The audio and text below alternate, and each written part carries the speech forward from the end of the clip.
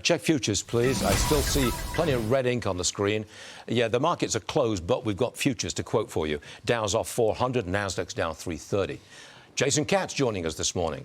You say President Trump's thoughts of taking over Greenland, that's classic negotiation. Does the market care?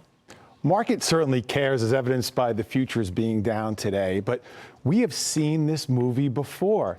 The tariff tantrum is evidenced by the fact that, yes, the market doesn't like this bolstering and these tariffs and the trade friction, but the fact is, it is a critical strategic place in the world. But what is he trying to do?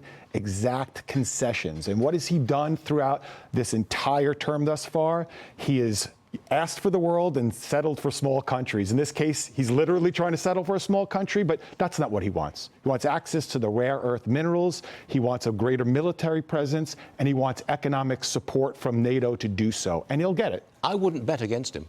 You wouldn't bet against him, would you? And I would encourage market participants not to bet against them again. Again, we've seen this movie. You might have another tariff tantrum here. It'll present a buying opportunity. Okay, let's have a look at profits, the bedrock of the stock market. They've been up. I think it's about 10% of the earnings reports we've seen so far. Indeed. If that continues, that sets the stage for another leg up for the market, doesn't it? Another rally. Profits are the mother's milk for that's right. stock performance. That was my expression. You stole it. I actually think it's Larry Kudlow's, and we both stole it. But nonetheless, 10% earnings growth this year, I think, will turn out to be a low bar. I think we could be upwards to 15% earnings growth. What's happening, Stu, is we've gone from the enabling stage of AI to the application stage. Companies are instilling it in their business processes, and it's already resulting in productivity and margin gains.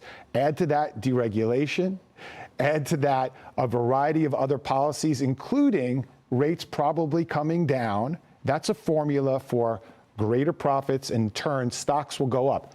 It won't be necessarily the Mag 7, it'll be the other parts of the market.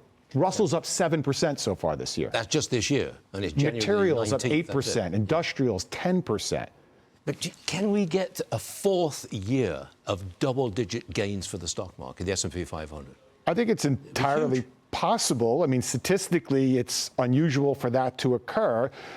Listen, the math of it is such that the S&P, you're going to need to see the Mag 7 go higher in order for the S&P to go up. But the equal weight S&P, all these other sectors that I've named, including energy and financials, I think double-digit gains for those areas are very possible. Oh, we'd love to see it. Jason Katz, good stuff. Thanks for joining us. Thank you. See you soon. Thank you.